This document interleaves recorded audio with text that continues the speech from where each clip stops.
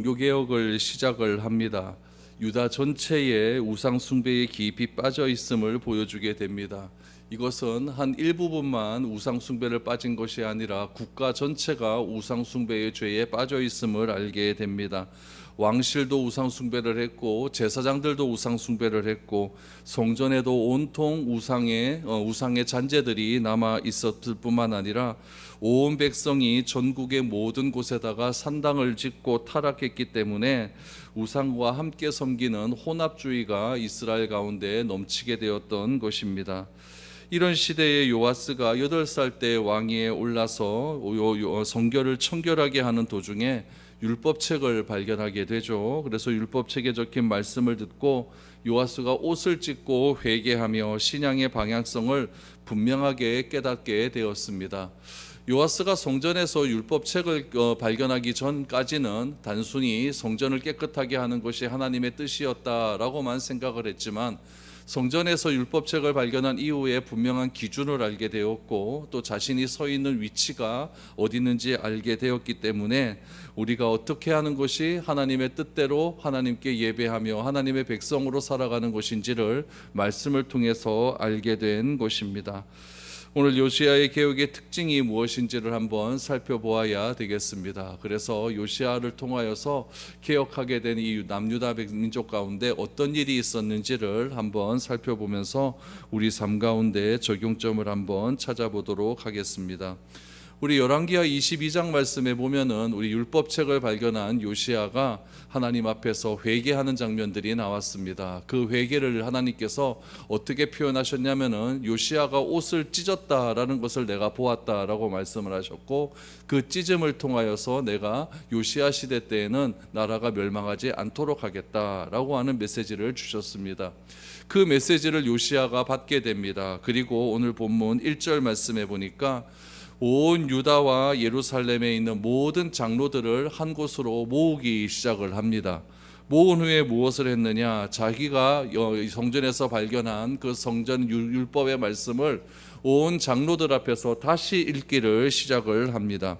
2절 말씀을 다시 한번 보시면 이에 왕이 여호와의 성전에 올라가매 유다 모든 사람과 예루살렘 주민과 제사장들과 선지자들과 모든 백성이 노소를 막론하고 다 왕과 함께 앉으라. 왕이 여호와의 성전 안에서 발견한 언약책의 모든 말씀을 읽어 무리의 귀에 들리고 라고 했습니다. 그러니까 장로들 다 모으고 제사장 모으고 백성들을 모아서 하나님의 말씀을 들려주었다라고 이야기를 하죠. 그리고 무엇을 합니까? 3절 말씀에 보니까 왕이 단위에 서서라고 이야기를 해요. 왕이 단위에 서서 한 일은 무엇이냐면 여호와 앞에서 언약을 갱신하는 일을 했다라는 이야기죠. 그러니까 자기가 먼저 했다는 얘기죠. 왕이 리더가 먼저 했다는 이야기예요. 백성들이 뭐네 먼저 해라, 제사장들이 먼저 하면 된다 이렇게 말하는 것이 아니라 자신이 먼저 하나님 앞에서 여호와의 언약을 갱신하게 되자 그 뒤의 일들이 어떻게 되었냐면 3절 하반절에 보니까 백성이 다 그 언약을 따르기로 하니라 결단했다라고 하는 말씀이 나오게 됩니다. 결국 왕이 해야 될 일은 무엇인가? 왕은 이스라엘 왕이 해야 될 가장 중요한 일은 바로 요시야처럼 하나님 앞에서 언약을 갱신하는 일입니다. 내가 언약을 잘 지키겠다고 갱신하는 일이죠. 요시야가 언약을 어떤 내용을 가지고 갱신을 합니까? 3절 말씀 다시 보시면 마음을 다하고 뜻을 다하고 여호와께 순종하고 그의 계명과 법도와 율례를 지켜 이 책에 기록된 이 언약의 말씀을 이루게 하리라 라고 말씀을 하셨어요. 예수님도 이런 말씀을 하셨죠. 마음을 다하고 목숨을 다하고 뜻을 다하여 주 너의 하나님을 섬기라. 그것이 바로 율법의 완성이다라고 말씀을 하신 것이죠. 그러니까 이 요시야의 언약의 갱신은 무엇이냐면은 율법을 지키는 것이 무엇인지를 요시야가 분명하게 말씀을 통하여서 알게 되었고 그 알게 된 말씀을 백성들과 하나님 앞에서 성전에서 갱신을 하게 되었다라고 이렇게 말을 하게 됩니다. 여러분 이처럼 왕이 올바른 목표를 가지고 제시를 하면은 사람들은 어떻게 해서든지 따라오게 되어 있습니다. 그런데 문제는 무엇이냐면은 이런 의식을 행했다라고 해서 모든 것이 바로잡히는 것은 아닙니다. 우리도 그렇지 않습니까? 우리도 어떨 때 하나님의 은혜를 풍성하게 받았는데 은혜 한 번 받았다고 해서 내 삶이 완전하게 바뀌고 내 주변의 사람들이 변하는 것, 그것은 아니지 않습니까? 오늘 본문 말씀도 똑같아요. 요시야가 갱신을 하죠. 그리고 백성들도 갱신을 합니다. 그런데 그 갱신이 여러분 그렇게 오래 가지는 않았다라는 이야기예요. 유다의 가장 안타까운 점은 무엇이냐면은 몇 명의 왕이 이렇게 갱신을 합니다. 히스기야도 갱신을 하고 요시야도 이렇게 갱신을 했어요. 제사장들의 몸부림을 치면서 어떻게 해서든지 하나님 앞에서 신실하게 살려고 노력은 했습니다. 그러나 요시야나 제사장들이 유다 백성들을 끌고 가기는 끌고 가죠. 어디로 끌고 가냐면은 쉴만한 물가로 끌고는 가는 거예요. 끌고 갔으면은 그 물가에서 백성들이 그 물을 마셔야 되는데 마시지를 않는다는 이야기죠. 떠먹여주기를 자꾸만 기다리고 있는다는 이야기죠. 결국 이 말은 무슨 말이냐면은 말씀을 듣고 말씀에 대한 갱신은 하기는 하는데 그 갱신함들이 행함으로 이어지지 못했다라는 이야기예요. 지속적이지 못했다라는 이야기죠. 그 일시적인 그런 갱신을 통하여서 결국 그 갱신함들이 오래 가지 못했기 때문에 요시야 이후에 이제 4명 5명의 왕이 등장을 하게 되는데 그 4명 5명의 왕이 결국에는 남유다가 멸망당하는 그런 일로 이제 내리막길을 달려가게 되는 것이죠. 그래서 오늘 요시야가 이게 갱신하는 것, 이 내용이 참 좋기는 좋습니다. 그러나 요시야 이후에 그 갱신이 어떻게 이어졌는가를 생각해 보게 되면은 그 갱신이 지속되지는 못했다라는 것을 알게 됩니다. 오늘 4절 이후의 말씀을 보시면은 이스라엘 민족 가운데 어떤 일이 있었는가, 요시야가 어떻게 이런 종교 갱신을 하기 위해서 노력을 했는데 그때 그 상황이 어떠했는지를 오늘 소개하고 있습니다. 4절 말씀 보시면 이러한 일들이 있었다고 해요. 4절을 보십시오. 왕이 대제사장 hil기야와 모든 부제사장들과 문을 지킨 자들에게 명령하여 바알과 아세라와 하늘의 1월 성신을 위하여 만든 모든 그릇들을 여호와의 성전에서 내다가 예루살렘 밭과 기드론 밭에서 불사르고 그것들의 재를 베델로 가져가게 하고라고 했어요. 그러니까 여호와의 성전에 있는 모든 기물들을 우리가 뭐라고 하면 성물이라고 하지 않습니까? 거룩하게 하나님께 드려졌다는 이야기예요. 그런데 여호와의 성전에 있는 그릇들을 가지고 얘네들이 뭘 했느냐? 우상 숭배를 했다는 이야기예요. 그래서 성전에 있는 그릇들을 다 부숴서 어디로 가져가라? 기드론으로 가져가서 그것을 다 불태워 버려라 라고 이야기를 한 거죠. 또 6절을 보십시오. 6절에 보니까 또 여호와의 성전에서 아세라상을 내어다가 예루살렘 바깥 기드론 시내로 가져다가 거기에서 불사르고 빻아서 가루를 만들어 그 가루를 평민의 묘지에 뿌려라 라고 말을 합니다. 충격적인 게 나오죠. 여러분 4절에서는 성전의 기물 갖고 뭐 그럴 수 있다라고 쳐도 6절에서 뭐라고 얘기합니까? 여호와의 성전에서 아세라상을 치웠다라고 이야기를 합니다. 하나님의 성전에다가 이 아세라 목상을 세워놨다라는 이야기죠. 하나님의 성전을 이렇게 더럽히는 행위는요, 굉장히 이거는 천벌을 받을 일이죠. 이것은 자기만 망하게 하는 것이 아니라 다른 사람까지의 죄까지도 용서받지 못하게 하는 하나님의 은혜를 완전하게 봉쇄하는 일입니다. 우리가 하나님의 성전으로 갈 때 얼마나 여러분 거룩함을 가지고 하나님께 나아가려고 노력을 합니까? 그래서 하나님의 성전으로 나아가기 위해서 자신의 죄를 하나님께 고백하고 제단에다가 제물을 바치고 하나님으로부터 놀라운 은혜를 받고 그 은혜를 가지고 주님 앞에 나아가지 않습니까? 또 대제사장은 또 대속죄일이 되면은 여러분 그 속죄일 때 대제사장이 목욕을 제기하고 깨끗한 옷을 입고 하나님의 지성소로 들어갈 때 얼마나 조심해서 들어가는지 모릅니다. 그런데 그 성전 뜰에다가 뭘 만들어놨다? 이 아세라 목상을 만들어놨다는 것은 이스라엘 백성 가운데 죄를 씻을 수 있는 그 길을 다 막아버렸다는 이야기죠. 그러니까 이게 얼마나 안타까운 일이겠습니까? 사무엘서에도 보면은 엘리의 두 아들이 예배를 더럽히지 않습니까? 하나님의 성전의 불을 아무 불이나 가지고 와서 그렇게 성전의 불을 태워버려 그런 일들이 일어나게 되었는데 그 일로 인하여 어떻게 됩니까? 다른 날에 두 아들과 아버지와 며느리가 한 날에 죽는 비극이 일어나게 되었고 결국에는 언약궤를 빼앗기는 그런 일들까지 일어나지 않습니까? 근데 유다 지도자들은 예배를 더럽힌 정도가 아니라 성전 안에다가 유상을 채워서 하나님에 대한 예배를 하지 못하도록 원천 봉쇄를 해버렸다는 이야기예요. 이런 이야기들이 여러분 신약 시대 때는 어떠했습니까? 예수님께서 성전에 들어갔더니 성전을 온통 다 시장 바닥으로 만들어 놓았잖아요. 돈 바꾸는 사람들, 환정상들, 비둘기 파는 사람들, 양 파는 사람들, 그런 사람들을 만들어 놓고 서로 돈을 벌기 위해서 사두개인과 결탁을 해서 그렇게 자기의 배를 채우고자 하는 그런 일들이 많았을 때 예수님께서 그런 것들을 다 쫓아내지 않습니까? 그리고는 만민의 기도하는 집이다. 내 아버지의 집을 왜 이렇게 시장터로 만들어 놨느냐라고 하면서 결국에는 성전을 헐어버려라 라고 말한 그런 일까지 일어나지 않겠습니까? 그러니까 이 세상에서 어떤 일이 일어나든지 간에 하나님이 계신 이 성전은 거룩해야 됩니다. 그래야만 하나님과 우리와 사이에 죄를 씻을 수 있는 그런 공간이 생길 수가 있는데 그 공간을 원천적으로 차단을 해버렸으니까 이 하나님의 진노가 얼마나 대단했겠습니까? 이처럼 요시아는 유다 안에서 미신적인 풍습들을 완전히 뽑아버리고 성전 안에 있는 성전 청결을 위해서 굉장히 애를 썼다라는 것을 알 수가 있습니다. 특별히 요시아가 한 일 중에서 참으로 놀라운 일은 무엇이냐면은 자신의 아버지였던 아하스 왕이 세운 단들을 헐어버린 것과 할아버지였던 므낫세가 세운 성전 마당의 두 제단을 부수었다라는 일들이 나와요. 특별히 여러분, 우리가 그렇게 위대하다고 말하는 솔로몬의 이야기가 어디서 나오냐면은 여러분 13절 말씀에 나옵니다. 오늘 13절 말씀 다시 한번 보시면 또 예루살렘 앞 멸망의 산 오른쪽에 세운 산당들을 왕이 더럽게 하였으니 이는 옛적에 이스라엘 왕 솔로몬이 시돈 사람의 가증한 아스다롯과 모압 사람의 가증한 그모스와 암몬 자손의 가증한 밀곰을 위하여 세웠던 것이다 라고 말합니다. 솔로몬이 이런 것들을 세웠다는 것이죠. 왜 세웠습니까? 솔로몬이 자신의 이방 여인들을 취하느라, 이방 여인들이 혼수로 가져온 것들이 다 이런 것들이죠.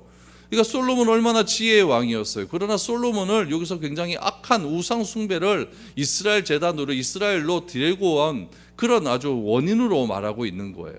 솔로몬이 세웠던 모든 것들을 다 치워버렸다. 그럼 여러분, 솔로몬 시대가 지금 언제적입니까? 지금 300년 전 일이거든요. 300년 전에 솔로몬이 세웠던 그 가증한 우상들을 300년 동안 계속해서 지금 이스라엘 전역 가운데 있었다는 이야기죠. 히스기야도 하지 못했고, 여러분 요아스 다양한 다른 그런 남유다의 아주 위대한 왕들도 하지 못했던 일을 누가 했느냐? 지금 요시아가 지금 하고 있었다라는 이야기죠. 그러니까 요시아는 아무리 솔로몬의 것이라 할지라도 하나님의 말씀과 맞지 않으면 과감한 결단을 해버리는 거예요. 이런 결단들이 나오게 된 이유가 무엇일까요? 오늘 2절에 나온 것처럼 나는 마음을 다하고 목숨을 다하고 주 하나님을 내가 사랑하겠다. 그 율법의 말씀을 내가 지키겠다라고 하는 그 언약의 갱신을 이렇게 실천적으로 보여주었다라는 것을 알게 되는 것이죠. 특별히 여러분 이 5절 말씀에도 보면은 요아스가 행했던 또 하나의 일들이 나오는데 그것은 바벨론에서 가지고 온 우상을 버리는 일이었습니다. 5절 말씀만 보시죠. 옛적에 유다 왕들이 세워서 유다 모든 성읍들과 예루살렘 주위의 산당대에서 분향하며 우상들을 섬기게 한 제사장들을 폐하며 또 바알과 해와 달과 별대와 하늘의 모든 별에게 분향하는 자들을 폐했다라고 말을 합니다. 여러분 여기서 두 가지 일들이 나오는데 하나는 제사장을 폐하는 일이었고 하나는 하늘의 별들과 하늘의 해와 달들을 섬기게 하는 제사장들을 폐했다라고 하는 두 가지 일들이 나오게 됩니다. 결국 요아스가 보았을 때 이스라엘 민족 가운데 이렇게 우상이 방치하게 된 이유는 무엇이냐? 이런 것들을 귀하게 여기는 제사장들이 있었기 때문이다라는 이야기죠. 그럼 여러분 생각을 한번 해보세요. 제사장들이 백성들을 모아놓고 지금 잘못된 이런 예루살렘 주변의 산당들을 분향하면서 우상들을 섬기게 하고 또 하늘을 섬기게 하고 또 하늘에 있는 해와 달과 별들을 섬기게 하는 제사장들이 있었다고 생각을 해보십시오. 그러면은 백성들이 그 제사장들을 폐할 수가 있겠습니까? 이거 쉬운 일이 아니에요. 이거 굉장히 어려운 일입니다. 그런데 요아스는 어떻게 했느냐? 예루살렘 주변에 있는 산당들에서 잘못된 우상 숭배를 하는 제사장들을 다 쫓아냈다는 이야기예요. 특별히 여러분 5절 하반절에 나오는 바알과 해와 달과 별대와 하늘의 모든 별, 이거는 어디에서 오는 우상이냐면요, 바벨론에서 오는 우상이에요. 그러니까 지금으로 말하면 이란, 이라크에서 오는 그 우상들이죠. 지금 그렇다면 이란과 이라크, 이 바벨론에서 왜 유다 지역으로 이런 것들이 나오게 되었느냐? 그 당시에 최대 강대국은 아수르였거든요. 그런데 아수르가 점점 쇠퇴해지면서 그 아수르 밑에 있던 신바벨론 제국이 갑자기 급상승하면서 그 고대 근동 아시아를 지배하기 시작을 한 거죠. 그러니까 얼마나 잘 살겠습니까? 얼마나 강력한 그런 국력을 가지고 있는 나라겠습니까? 이런 나라를 본받는 거죠. 이런 나라들이 섬기는 이런 우상들을 수입을 하게 되는 거죠. 왜 수입을 하겠습니까? 이 남유다도 잘 살고 싶은 거예요. 그래서 이 바벨론이라고 하는 나라는 하늘에 있는 별과 하늘에 있는 달, 하늘에 있는 해를 섬기기 때문에 그렇게 잘 사는 것이 아니겠는가? 그렇게 강한 나라가 되는 것이 아니겠는가? 그럼 우리 남유다도 어떻게 하면 강해질 수가 있는가? 그들이 섬기는 그 신들을 우리도 섬기면 되는 것이 아니겠는가? 이렇게 되는 거죠. 그래서 바벨론에서 하늘의 해와 달과 별을 섬기는 제사장들을 수입해 오는 거예요. 그래서 남유다에 심어버리는 거죠. 그래서 남유다 가운데 바벨론이 섬기는 그런 우상들의 모든 일들을 지금 이렇게 행하게 되었다라는 이야기죠. 이런 모든 것들을 지금 요시야가 제사장들을 다 폐하면서 이 남유다에는 이제는 더 이상 하나님 외에 다른 신을 섬기는 일이 있어서는 안 된다라는 것을 선언하기 시작을 했다는 이야기죠.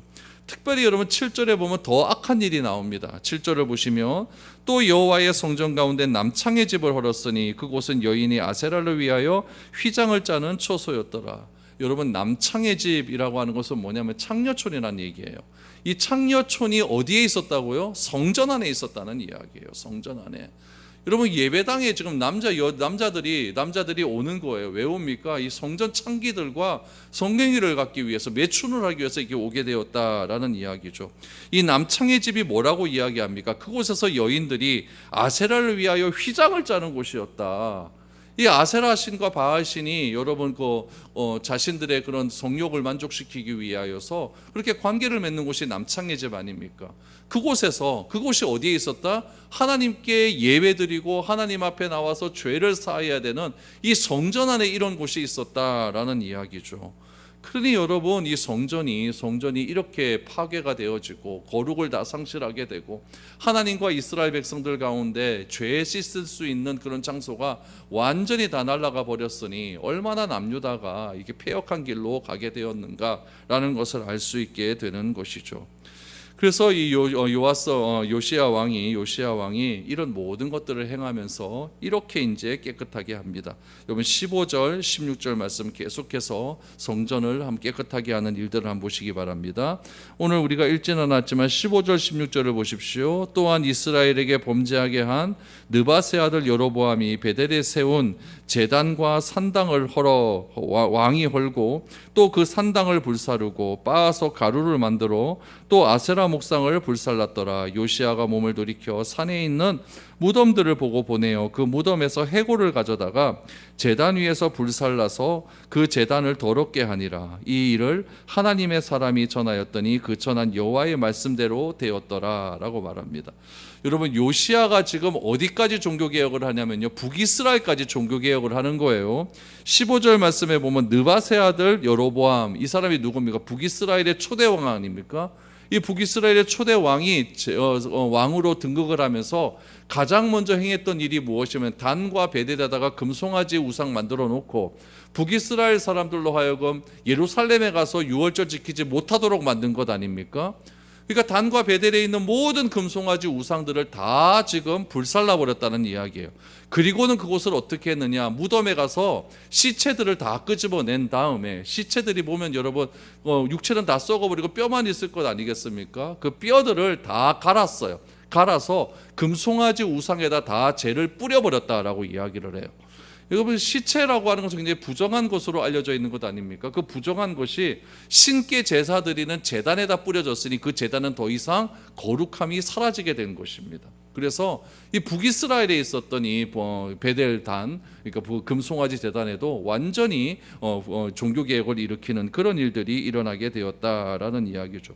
그럼 여러분 이런 일들을 어떻게 행할 수 있었느냐?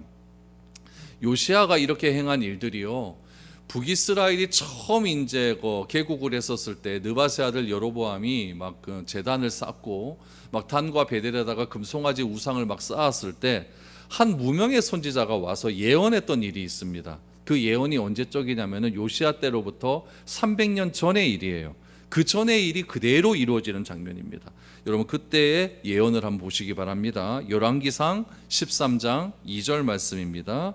하나님의 사람이 제단을 향하여 여호와의 말씀으로 외쳐 이르되 제단아 제단아 여호와께서 이와 같이 말씀하시기를 다윗의 집에 요시야라 이름하는 아들을 낳으리니 그가 내 위에 분향하는 산당 제사장을 내 위에서 제물로 바칠 것이요 또 사람의 뼈를 내 위에서 사르리라 하셨느니라 하고 라고 하지 않습니까?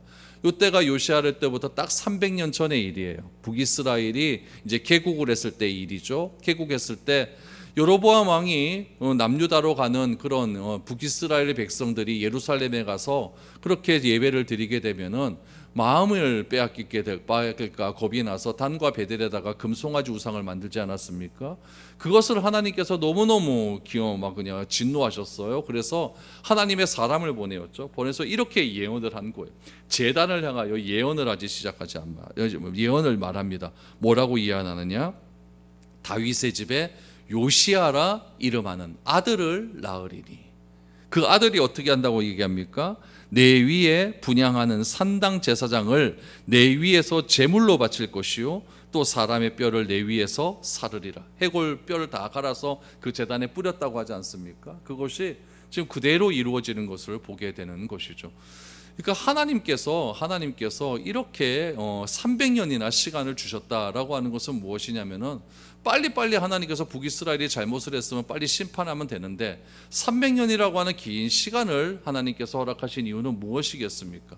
참으시고 하나님께서 참으신 이유는 북이스라엘도 회개하고 돌아오기를 바라고 있었다는 이야기죠. 그럼에도 불구하고 북이스라엘은 19명의 왕 중에서 한 명도 선한 왕이 없기 다 그렇게 느밧의 아들 여로보암의 길로 가는 그런 패역한 길을 행하게 되었다라고 말을 할 수가 있는 것입니다. 그래서 요시야를 통해서 하나님께서는 금송아지를 섬기는 것이 잘못된 일임을 우리에게 분명하게 알려주었습니다. 그럼 여러분 북이스라엘이 금송아지만 섬겼습니까? 아니에요. 하나님도 같이 섬긴 거예요. 혼합주의가 일어나게 된 거죠. 남유다는요 똑같은 거예요.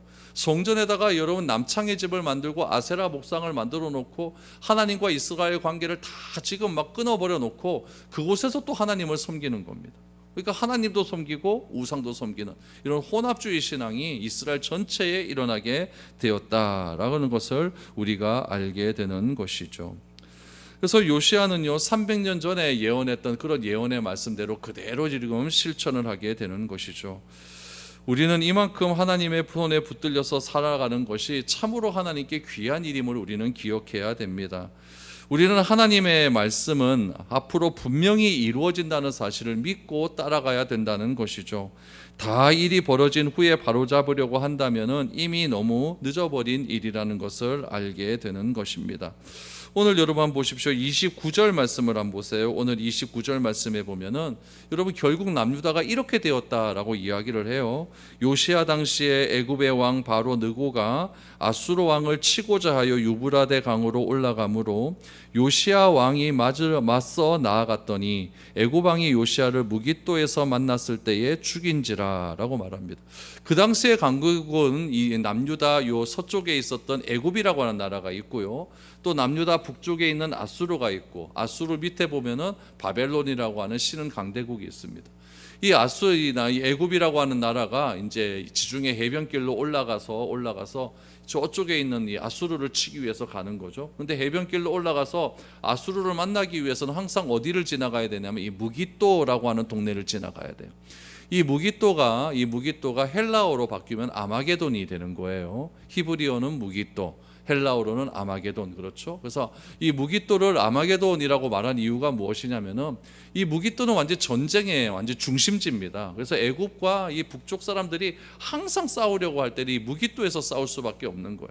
애굽 왕 느고가요 아수르를 치겠다고 올라갑니다. 그러면은 이 요시야가요 올라가라라고 길을 터주면 그만이에요.